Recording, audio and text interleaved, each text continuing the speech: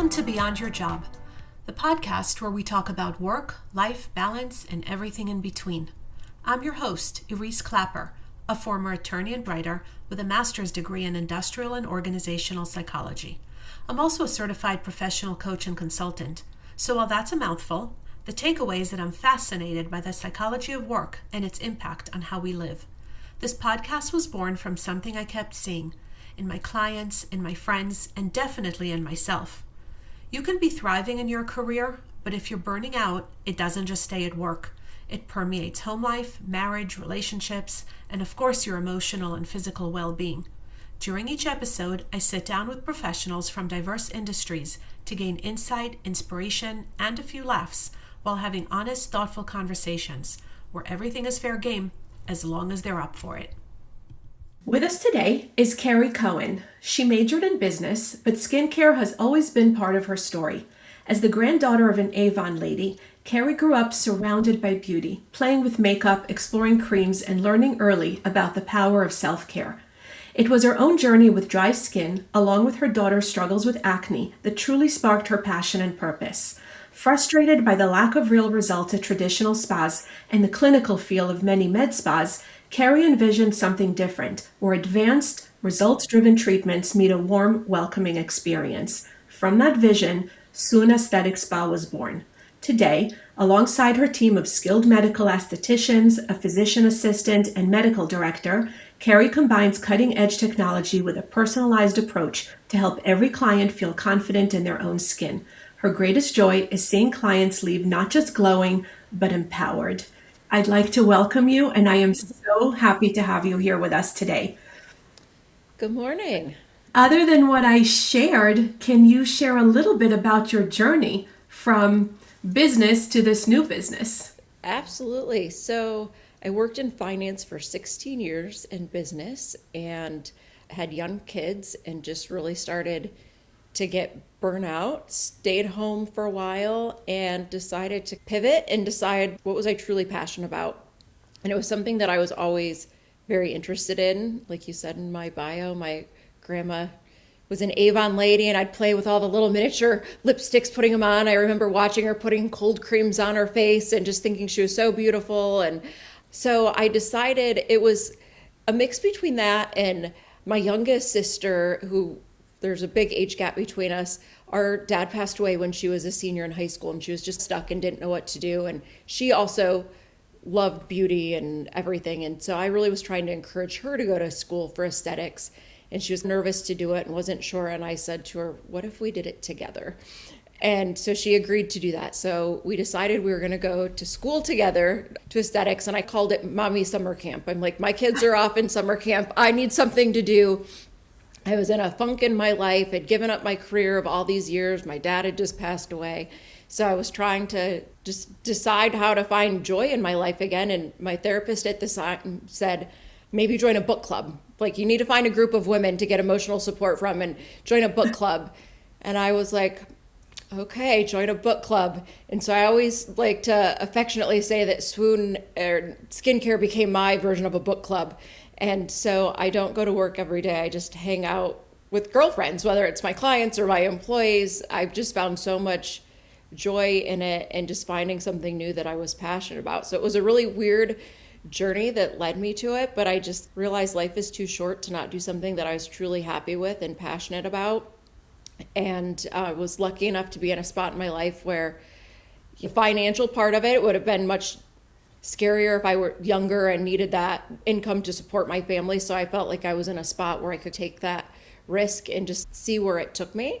But I always really believe that if you find something that you're passionate about, you'll find a way to be successful with it. I'm a huge proponent on where passion meets purpose, because I think that at that intersection is our calling in life. It's funny you mentioned your grandma. It made me think of mine. She used to put her Pond's cold cream in the fridge. And I just remember my grandmother faintly smelling of that and always being just slightly sticky. And she said, moisturize, hydrate. And I listened. Yes, yes. Is there something wildly inaccurate that people think about when they think spa owner? I always say it's like the cobbler that doesn't have shoes. So I think they think I'm getting to do beauty treatments every day, all day. And am I doing them more than the average person might have access to? Probably. I'm always trying new things because I have to, but I am not getting a facial every week or getting a treatment every week. So I think that's what the first thing people think. Oh, you're so lucky. You must get to do all this stuff. And my skin is probably very much more neglected than it should be, considering I'm a spa owner. And what is it like leading an all-women team? That is definitely a challenge, and it's probably one of my biggest challenges. When I was in management before in finance, I had a big HR department and we had corporate guidelines. And when you're a small business owner and you're trying to figure that out for yourself, and for better or for worse, we do become close friends when you're in this close proximity and this close group of women. So it is definitely a challenge with a lot of different personalities, strong personalities. We all have our own ideas and input, and I try and take all of that into account, but then remind myself at the end of the day, it's my business and I have to make the ultimate final decision. And it's a lot of pressure on my shoulders because I do have employees that are counting on an income to support their families and their households.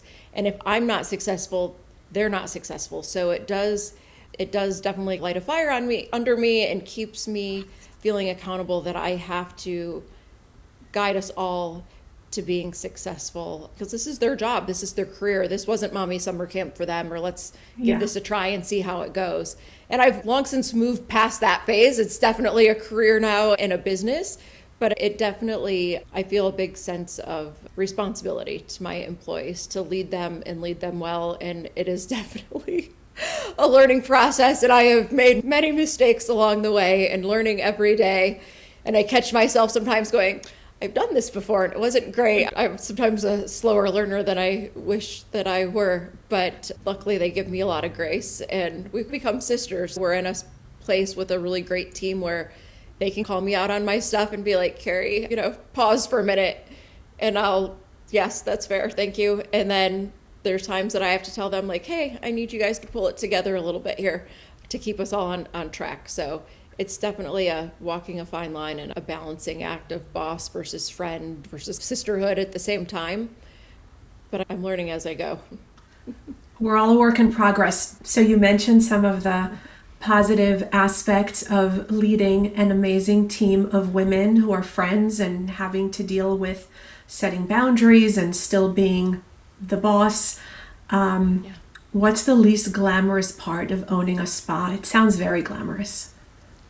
Oh, there's a lot of non-glamorous parts. The paperwork, the pills. Yes, the business side of it, where my background actually was for many years, is definitely the not glamorous part of it. But definitely in a challenging economy with raising costs and trying to keep things accessible for clients coming in. So it's definitely a challenge, just the business side of it. And it's funny because I listen to podcasts or read articles and they'll talk about helping spa owners or business owners get out from what they call behind the chair, which is like a cosmetology term, but to get out from behind doing treatments and just run your business. And I think to myself, that's the opposite of what I want. I want to pass all the business part off to somebody else. My joy and my happiness is doing the treatments, being in the treatment room with the clients, with my friends, the people that have become my friends over the years. That's the part that I love and enjoy. So when I hear that, I just end up like tuning out and I'm like, no, that's not what I want. I want the exact opposite. How do you keep me behind the chair and have somebody else manage all the business stuff? And it is hard for me because I'm a type A personality. I know how to do the business side of it. It's what I did for years. So it's hard for me to give up the control of that because I can definitely go down that rabbit hole of analyzing numbers and reports and spreadsheets. And I purposely try and step back from that a little bit because that's what kind of sucks my energy and takes the joy out of it. I imagine that one of the challenges also is the clientele because somebody was talking to me yesterday about elective procedures and how when we elect to do something and it's cosmetic, it changes the attitude around it. And so how do you balance managing people's expectations? Because we all see the brochures and the product, and we see the lasers and all the glamorous people on the shiny covers of all this literature, and we think we can look like that, or let's say we wish we could look like that. Yeah. So how do you balance that? And I wonder if people feel that when they're paying out of pocket for certain things, they're also entitled to certain results, and doesn't always translate. Yeah.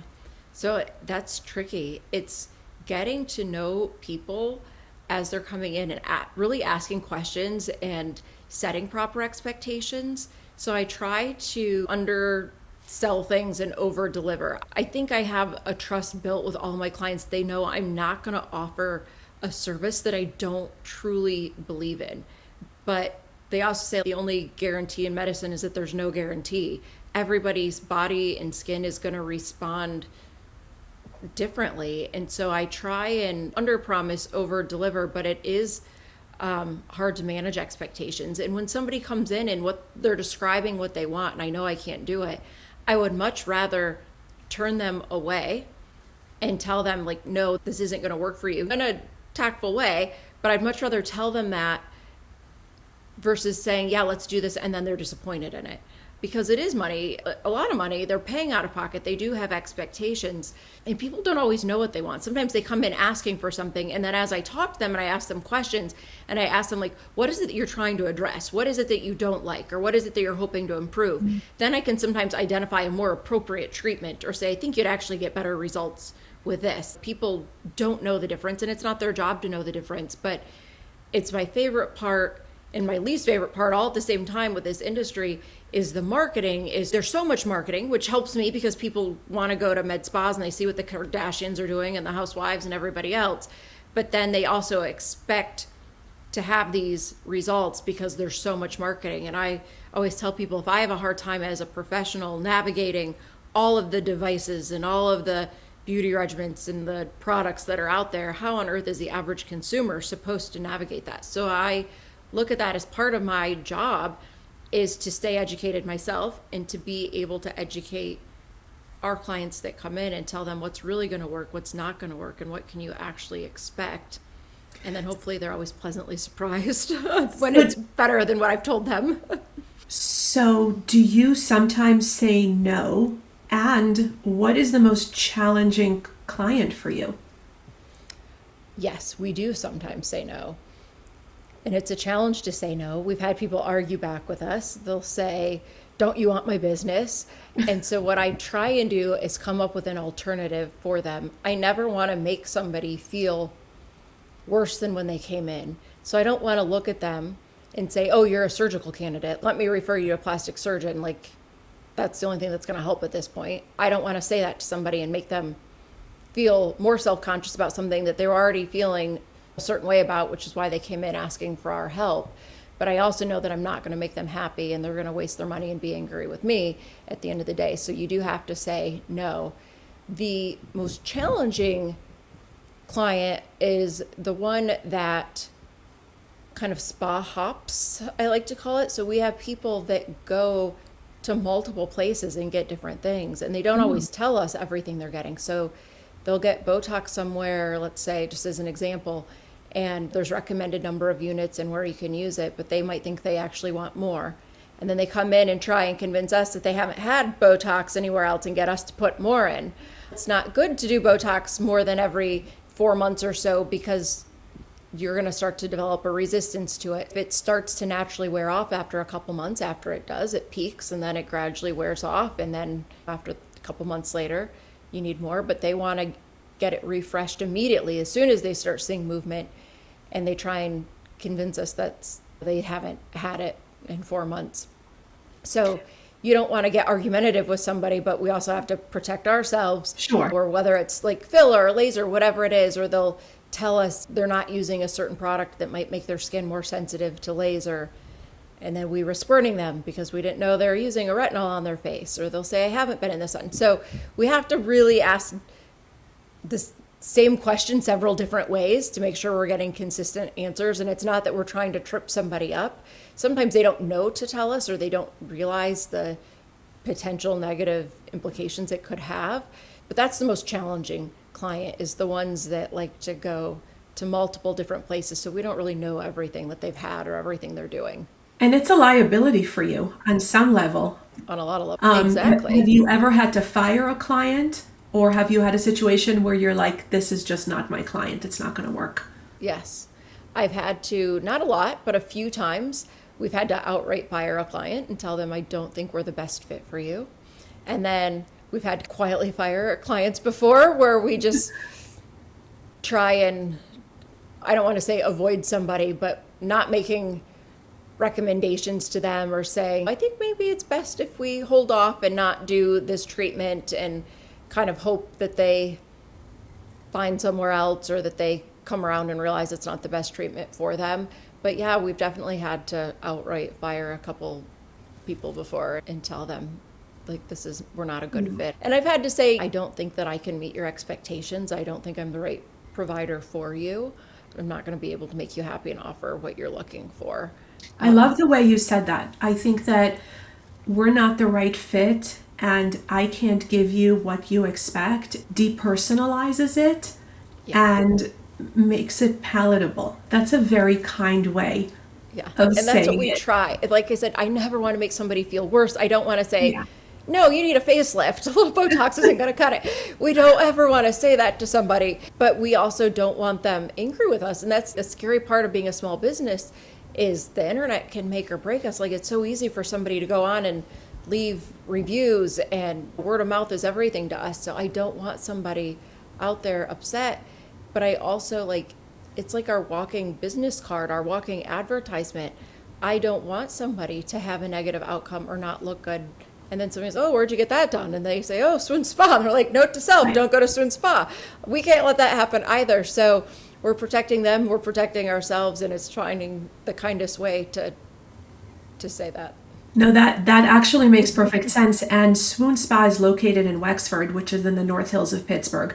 Yes. And it's a small feel community for all intents and purposes. And so everybody knows everybody. And it is a walking advertisement. But also in that vein, I imagine you hear a lot of TMI in your treatment room. And I imagine that you hear it from people who know other people, and you know those people as well. And so it becomes a very close circle. So can you share an example of that, and also how you manage all that knowledge that sits with you? Yeah, so it is definitely interesting, and it definitely happens. We have to be very careful not to slip and say a name of somebody. Typically people come in and say, I was referred by so-and-so. They had a halo treatment and I want that. They look great. I want it. So that makes it a little bit easier. But we also have the opposite, where we even have husband and wives that both come in, and the husband will say, they'll pay cash, and they'll say, don't tell my wife that I get Botox. And I'm thinking to myself, she's got to know you're getting Botox. Are you kidding? But a husband and wife? We have quite a few actually, couples that I think they know that they both come in. They don't know what they're getting when they're there. And it's funny how we have people that come in and they'll say, oh, I'm all natural, I've never had this, I've never had that. And I'm thinking to myself, I can see your scars from your facelift. Or it is such a small community. So you see where they go, but it is in the back of your head, you're just like nodding and going along with what they're saying. But yeah, we do definitely have close groups of people that come in, and it makes it more of a challenge. And we have to be very careful, because we do try and share experience of saying, okay, we had a client that came in and this is how it went for them, but being very careful not to give specific descriptors, because over the years I've made that mistake. If you say something too close, oh, I have a client that comes in and her daughter also plays tennis at the Oxford and blah, blah, blah, and she was able to do this and looked fine by the weekend. And she'll be like, wait, is that? And I'm like, no, that's not who it was. So yeah. And it's not helpful, and it doesn't work the same for everyone. So no. So yeah. It's very tricky. It is. So I've definitely learned to be careful not to just overshare. Try to lock it away. So, I think that it's such a double-edged sword for women, because we are expected to take care of ourselves, but we're expected to maybe do it quietly. So we're not supposed to say we get Botox and filler and halo and BBL and all the different things. But then if you don't do these things, you're also getting judged. And so it's 2026 and women are still in the position where they're being judged no matter what they do. And I have heard people say to me and to other people, you get Botox? And I've also heard, you don't get Botox? You can't win. Yeah. You just can't win. But it makes me think, is it ever too much of a good thing? Are any of these treatments, I'll admit, I've seen people where I know that they are treated and over-treated and pulled so tight and so high and so wide that there's just no way. It was just too much of a good thing. How do you know where to draw that line? Yeah, so it's tricky. We actually call it like alienization of the face, where people stop looking as human and they are overemphasizing certain features, and the lips that are overfilled or the brows that are too high or whatever it might be. So that is, again, our job as a practice is to guide people gently on when it's too much and to rein them in and say, oh, I don't think that's a great idea, because again, it is our walking billboard. We don't want that to look like our work. And when you look at your face every day, you normalize to it. You don't see that it's becoming overdone. But we've all seen those on TV and out in the real world walking around. So it is a challenge to rein that in and to recognize it ourselves. I've fallen to that as well, like with my own face, where I started to look back and say, whoa, I was getting way too much filler in my face, that I wasn't looking like myself, and to go in and dissolve some of that. So it is us guiding people and keeping them aware of it. And I feel like as an industry, it was like there's one end of the spectrum or the other, and it was getting to the point where people were way overfilled and way overdone. And now it's a big emphasis on being very natural, and a lot of people are dissolving filler and trying to go back natural, but then they're still unhappy because now they had all this volume, they've lost all that volume, so now they feel like their skin is sagging or drooping because they've lost the volume. So now we're trying to do laser and different things to tighten it up. So it's really about maintaining it. And it's interesting, you were talking about, as women, how do we walk this tightrope? And it's a different journey for everybody. This is not a linear process. It's not one size fits all. And aging gracefully means something different to everybody. So we have people that come in that do not want injectables. For whatever their personal reasons are, they don't want it.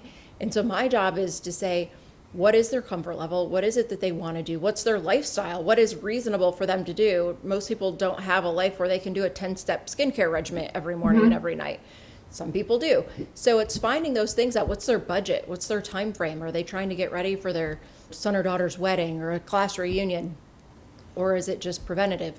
So we ask all those questions and we try and help guide them on what their journey is and what they feel comfortable with, and still have them looking like themselves, but their best version of themselves. Because at the end of the day, it's all about boosting their confidence and them feeling good about themselves. And when they look in the mirror, they recognize themselves and they feel happy. Yeah. And so that's what the goal is. At least for me, that's what the goal is. But everybody has their own version of what that is, and that's my job to figure it out and how do I meet their needs. But I think we need more transparency. So I made a post, it's probably been a year or two now, where we had a photo shoot at work, and I posted on my personal Facebook page, and I was having people from high school and my previous job in finance, and people saying, oh my gosh, like you're reverse aging, or what have you done, or this or that. I remember that. Do you? Okay, so Yes. It made me pause, and I was like, I have to be honest about this. Like, this isn't normal. Not everybody knows what I do for a living, especially people that I went to high school with or that I worked with 16 years ago. They probably just think I work at a different bank or something now. So I made this long post and I was like, I have to be honest. I have hair extensions. This isn't natural. I wish it were. I have had Botox. I've had fillers. I do laser. And I listed out everything. Yeah. I was like, this was a great photographer with good lighting. Like, I don't wake up like this. And that's okay. That I don't look like this every day. And that's okay.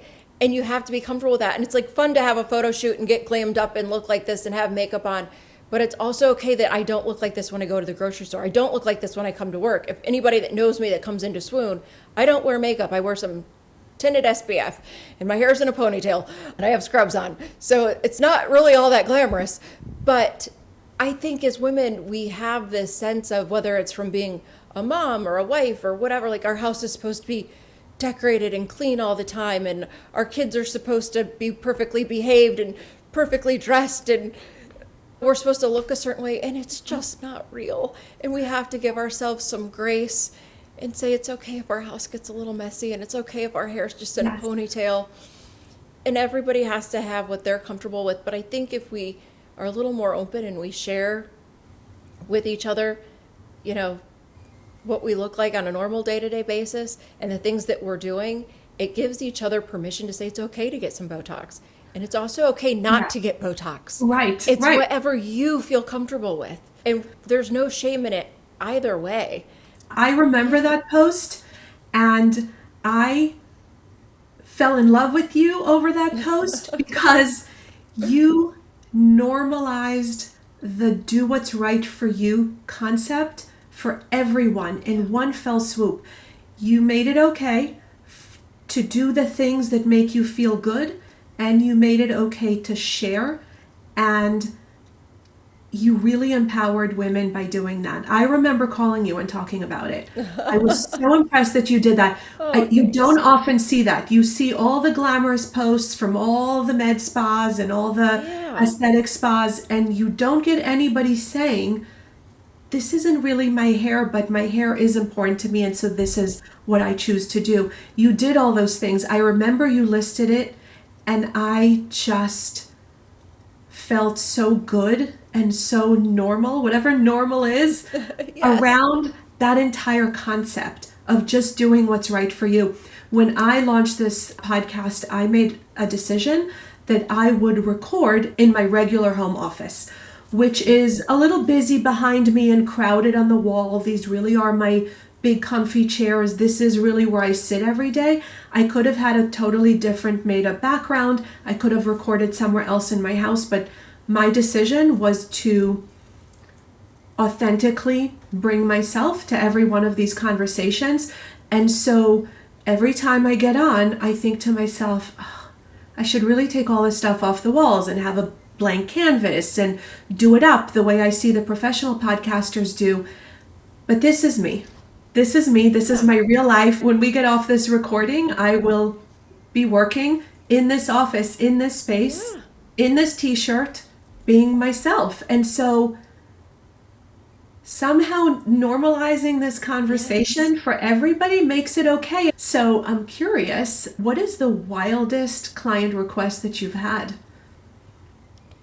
Oh gosh. It's wild to me when we have clients that come in and we'll tell them something isn't safe. And they'll say, can't you just do it anyway? Like, it's okay. And I'm like, no. So obviously I'm not an injector myself, but I have injectors that work for me. And there's areas that we call no-fly zones. So one is the bridge of the nose. We have a lot of vessels there and nerve endings, and if you hit the wrong thing, you're going to make somebody go blind, and you don't touch it. Like, you can do Botox, but you're not going to fill it and different things. And they'll say, but I have these wrinkles there that I don't like. I'm like, yeah, it's not a safe spot for filler. And they'll try and talk you into it. Yeah. But I just told you that can make you go blind. Yes. They're like, but I saw on Facebook or I saw on Instagram, like, somebody had this done. I'm like, but no, I don't want to make, no, like, that's not okay. Or with laser, people, maybe they've been on Retin-A or they've been out in the sun or something, and they'll come in and I'll say, it's not safe for us to do your laser today. That's okay. Let's reschedule it for a couple of weeks when you haven't been in the sun or when you've been off this medication. And they'll be like, it's okay. Let's just do it. And I'm like, I'm not saying this just because I don't want to treat you. Like, this is scheduled in my schedule. Pay the cost of that. I'm like, I don't want to burn you. I don't want to scar you. I don't want that liability. And it blows my mind. Probably, now that I'm talking about it, I can think of the actual wildest one. So the wildest one, it was a woman that came in, and of course we have an intake form and a questionnaire, and it asks, are you currently pregnant or nursing? And she checked that yes, she was pregnant. And we said, we cannot do this service because you're pregnant. And she said, I just found out, like, I just took the pregnancy test. It's very early. I haven't even been to my doctor yet. We're like, okay. And so can I do it? And we're like, no, you're expecting. Like, congratulations, this is really exciting. And she's like, but, like, I haven't even been to the doctor yet. Like, we can still do my Botox and stuff, right? And I was like, no, he can't. So I just thought it was wild that, like, she thought it didn't count that she was pregnant because she hadn't been to the doctor yet. I'm like, have you had a positive pregnancy test? And she said, yes. And I'm like, then we can't. You're pregnant. Do Then it. you're pregnant. Yes. So yeah, that's probably the wildest. And I think when we crazy. get an idea stuck in our head and we want something and we walk through your doors, we want that thing. I'm really not speaking for myself, really, when I say that, because I am such a scaredy cat and everything you do scares me, and you know that. It's not without a cost. It's cosmetic, it's elective, it's aesthetic, but it's still a procedure. It's still a procedure, and And there's a things risk can involved happen. with everything. Absolutely. There's a risk involved with everything. And we try and be the best at what we do, but there's human error. There's people forget. They're like, oh my gosh, I forgot that I just finished that antibiotic last week. And so they're more photosensitive and they're going to be more sensitive to laser. Or, oh, I didn't even think to tell you that this or that. So we try and eliminate those risks by asking questionnaires and asking all those questions, but it still happens and you just don't know. And we've never had anything awful happen, but Because you say no, elective. and because you're conservative, and because you take Right. it seriously, and you have a medical staff on board to also advise. it can happen. And I can remember early on, many years ago, probably 10 years ago, I was taking a laser course, and the instructor said, if you never burned anybody with a laser, you're not a good laser tech. And I was like, this seems backwards. If you've burned somebody, you're not good. What do you mean? And then as he kept talking, I realized that he meant that it's a game of statistics, that if you do enough of them, at some point, somebody is going to have a burn. Right. And you have to manage it. And so they went on to teach, like, how do you treat that? What do you say to somebody if you think, okay, this might be a burn? How do we treat that? And it's okay. It's not the end of the world. It can heal. It'll be fine. You just manage that, know what to look for. But if you've done enough laser treatments, at some point, somebody's going to get a burn. And I just remember being terrified when he said that. And I'm like, no, I'm never going to burn anybody. But yeah, people get burned and it's so awful, and you just feel sick in your stomach and you can't sleep for nights, and you're checking in and making sure they're okay. So I've learned that it's not just about doing everything we can to prevent those things, but also how do we manage it afterwards. But we never take unnecessary risks because there's enough inherent risk built in. So we don't need to make it any riskier than it already is. And it's a human body, and I think people need to know it's not without risks, any of these procedures. Things can happen. Even with Botox, Absolutely. which everybody says, oh, that's nothing. You go and you get Botox. It's not a big deal. It may not be a big deal, but everything carries risks. And I think that you guys do a really good job of explaining all of that. We talked a lot about aesthetics. I want to ask you about your acne clinic, because I know that you have a very successful clinic. Probably half of the teens in our area see you, and you have incredible results. Can you explain your philosophy around that? It's probably the thing that I'm most passionate about, because I see the difference in their skin. I also see the difference in their self-esteem and the confidence in these kids, but also in the parents. And I've been there as a mom when my oldest daughter was in high school and struggling with her skin, and we went to the dermatologist and we went to the pediatrician and nothing was working. And I was like, I've got to figure this out, and I'm gonna figure it out. And I remember her looking at me crying, saying, "You're not a doctor. You can't help. The doctors can't fix it. You can't fix it." And I was like, "Don't ever underestimate a mom." I'm like, and we did, and we fixed it. And her friends parents started saying, "What are you doing? Where are you taking her? Her skin's looking so good." And I realized there was such a need for this. And so the philosophy became, one, normalizing it, talking about it, acknowledging it, not just trying to cover it up with makeup, that this is a real part of growing up for many teens and young adults, and as women, all stages of our life. Sure. Also, how do we take a holistic approach? How do we not just do this Band-Aid, put a bunch of topicals on it? A lot of the topicals are so irritating, and it causes so much redness and peeling, and that can look as bad as the acne. It can feel as bad as the acne. But then how are you going to expect somebody to stay compliant with that? Especially teenage boys. Like, it's hard to get them to use a skincare regimen. So my philosophy is to keep it as simple as possible. I think skin in general does best with less is more. So I don't think it's necessary whatsoever to have a 5 or 6 or 7 step skincare regimen. So I try and keep it very simple. We ask a lot of questions. We really talk to them to try and find out, is this a hygiene issue? Is it lifestyle issue? Are you an athlete? What type of acne is it? Is there gut health? Is there other systemic inflammation going on in their body? What's causing this? So we can really try and get to that root cause. We're trying to heal it from the inside and the outside. We're trying to do it without treating with systemic oral medications that can have so many negative side effects. It breaks my heart when I hear that people are resorting, not as a last resort, but as a first resort, or after only trying a couple things, that they're taking these medications that can have really horrible, long-lasting effects. And to get a blood test every month to check your kidney and liver function, and being on birth control, then you're introducing other things that have other side effects. To me, there's so many other ways that we can treat with light therapy, with laser, with much gentler topicals, and like I said, a very simple regimen at home, that we see such amazing results. It's also setting proper expectations and saying the acne didn't come overnight. It's not going to go away overnight. But we can make really huge differences with some pretty minor changes. It's not a linear process. It's not the same for everybody.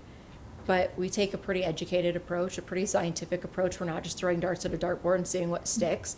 But we don't always get it perfectly right the first try. Sometimes we have to try a different product or a different treatment. But I always tell people I have a lot of tools in my toolbox, and I'm really tenacious. So if you don't give up on me, I will not give up on you, and we will get this solved. And we have really good results, and it brings me so much happiness to see these parents that feel so helpless and hopeless coming in and breaking their heart to see the struggles that their kids are going through, and to see them just breathe that sigh of relief and say, oh my gosh, it's getting better, we're seeing results. I feel that with them, and it makes me so happy. And then to see these kids and to have them tell me, like, they went to a sleepover and they were okay taking their makeup off before they went to sleep, or they went to a pool party and they weren't embarrassed to not have makeup on and jump in the pool, or boys saying like they felt comfortable taking their shirt off in the locker room and weren't worried about having acne on their back, or whatever it might be. It's so rewarding. And these kids, I get to see them over the course of time and just come into their own and hear about what they want to do with their lives and what they're studying and what they want to do in college. And I always tell them at the beginning, I'm like, I've developed a thick skin. You are not going to like me when you leave. It's going to look a little bit worse before it's better. It's not the most comfortable thing to go through. It's awkward and very vulnerable talking to somebody about this, letting somebody be up close and personal with their face, touching their face, especially boys. I've never had somebody right in their face under magnification touching their skin. And by the end of it, I always know at the beginning, they're going to leave. Oh, I never want to go back. And then they start seeing the change and they're like, all right, fine, I'll go back.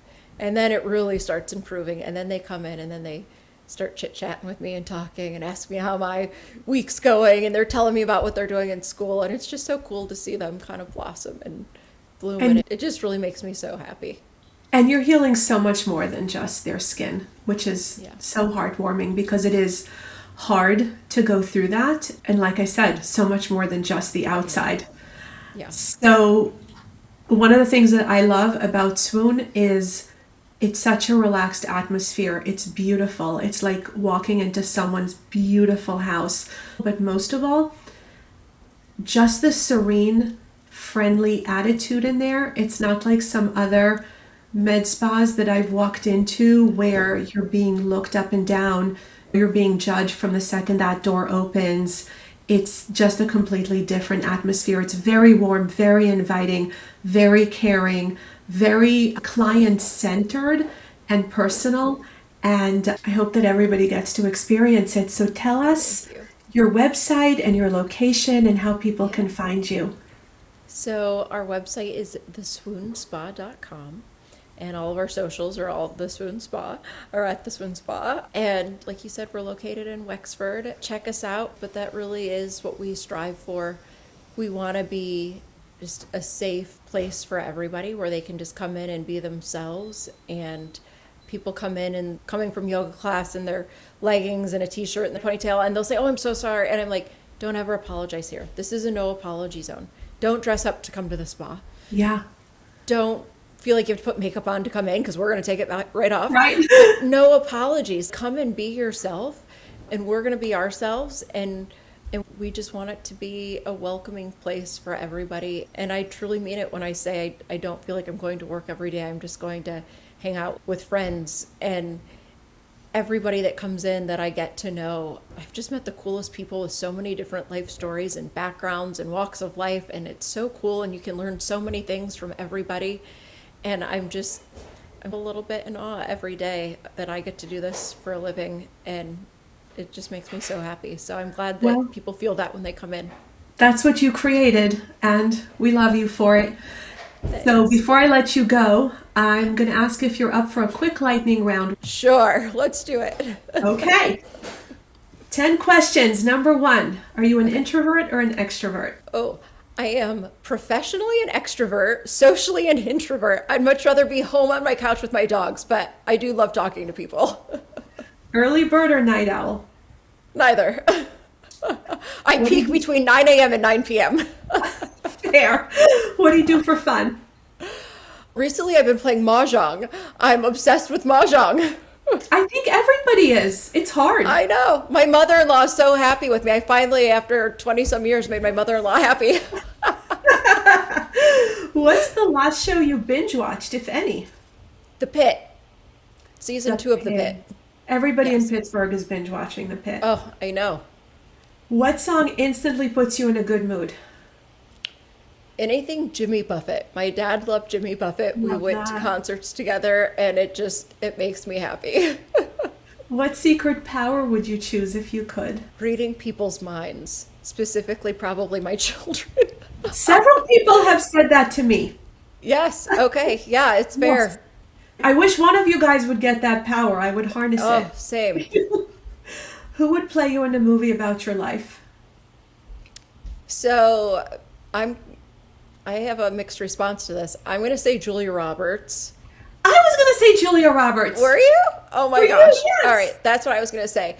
I've been asked this question before, and my daughter, without pause or hesitation, immediately piped up and said, Steve Buscemi, however you say his name. So yeah. So I almost said that, but no, I'm going to go with Julia Roberts. No, she was just being a teenager. She was just being a teenager when she said that. Do you prefer a short text or a long conversation? Either. That depends, but I would say probably with an old friend, a long conversation. I don't love super long texts from things that don't need to be a long text.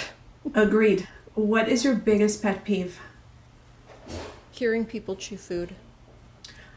That's a good one. I think it's a common one. Yeah. And number 10, what's the number one thing on your current bucket list? To someday own a cottage on a lake. I grew up on a lake in Michigan, and I really love the water. And I don't need a big fancy lake house, but I would just like to have a little retreat someday. That's my bucket list, is to just have a little retreat on a lake somewhere. I love that for you. And I appreciate you being here with me today. Thank you so much. Thank you for today, and thank you for everything you do for so many people in our community. Truly my pleasure. And that's a wrap. If you like this episode, please subscribe, give a 5-star rating, and share the love. You can always reach out to me through my website, ariseclappercoachingandconsulting.com.